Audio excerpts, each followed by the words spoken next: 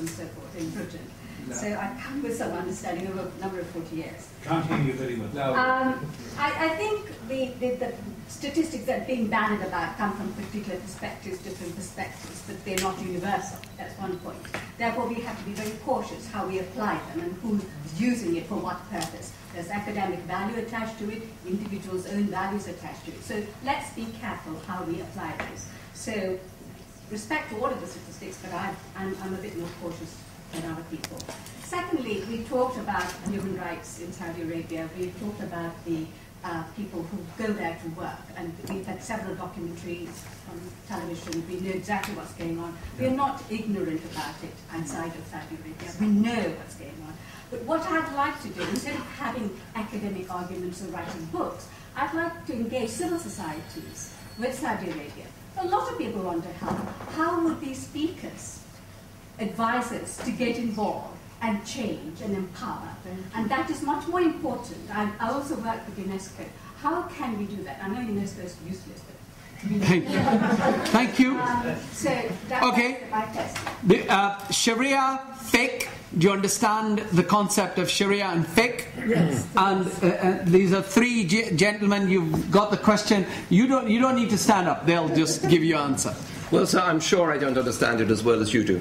I can only say that it's been. This is my refrain. It has been a policy of King Abdullah to invest millions of riyals in trying to change the legal system, which has all the problems which Madawi has spoken about. These capricious old judges who, I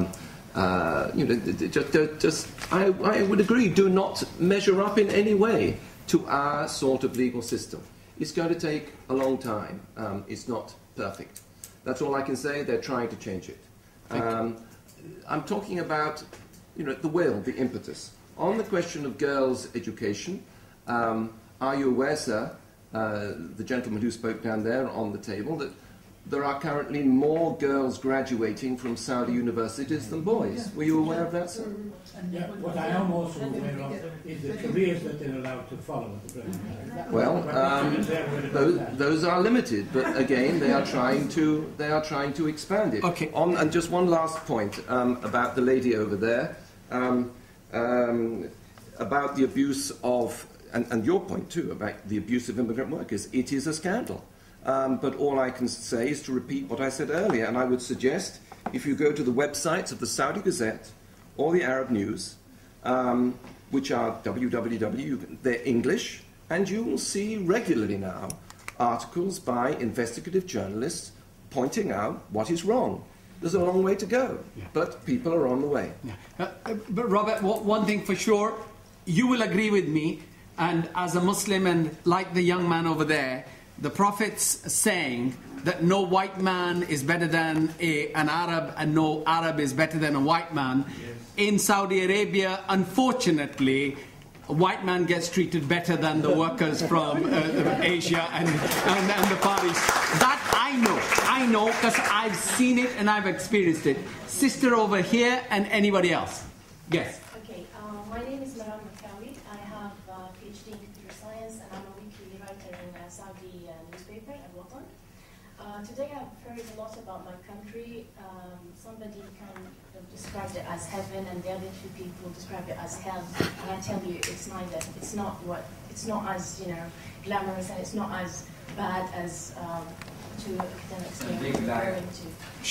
No, please. I mean, I'm a writer, and I write weekly articles, and all the things you've mentioned here regarding human rights and women and all these things I write about. And I've seen a change in the last 5 years at least. Yes, there are some red lines and some things get changed, but also a lot of the things I write get published. The other thing is, when I hear people that asking for the West to kind of interfere into making Saudi Arabia better in a way, I think that they really don't understand the Saudi society. Even the people who are maybe 100% against the government would not want anybody to interfere with their country. I don't want, let's talk about driving a car. I want it to come from the Saudi people. I want it to be a change from inside, because then it will last. If it comes something just forced by the West, then people will just hate it, because nobody wants anybody to influence and kind of force their own values. So I want to ask the two academics, what do you want? Do you want the West to kind of interfere in the way they interfered in Iraq? Do they want them to put pressure? And what do you see the way out of this? Do you want it to come from the people? And this is why I respect the people who are inside the kingdom, because yes, they may be under pressure, but they still, they're within their country, within their own community, and not from outside. The last question is just to Dr. Madawi Rashid. It's somehow, when I read her articles, I feel it's, with all respect, I feel it's something more than just, being fair and being an academic. It's something about, her being from a family that was defeated by the Soviet family. So I just have this question: is it more of a tribal thing? I'm not from, any. I'm not from. Okay. Thank you. Thank you. Thank you. You will get the chance to answer, but I'm going to get 3 questions and then I'm going to wind up, because we can carry on this exciting. Sir here, and then the gentleman over there. Yes. This is by no means it's a view of the society outreach which I'm a member. This is my personal view. I found it incredible that the 3 male guests who are Western, and I really don't want to go down the route of East and West, but I think it's been forced on us here. Taking a position of defending a kingdom which is famous for its, the way that it treats minorities and it treats women. Minorities in terms of, it's been already mentioned by colleagues. From my background as a trade unionist, I found it very difficult to support the views that have been intimated here by the 3 male colleagues in the panel, but I found myself in total support with the female members of the panel, simply on the ground that they have human rights. Thank you.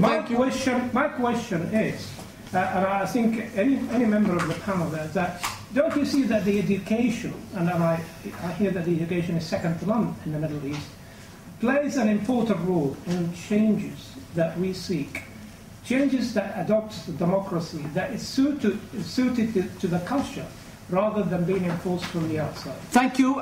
The lady there, and then I'll take this gentleman. I know you've already asked a question. I'm going to...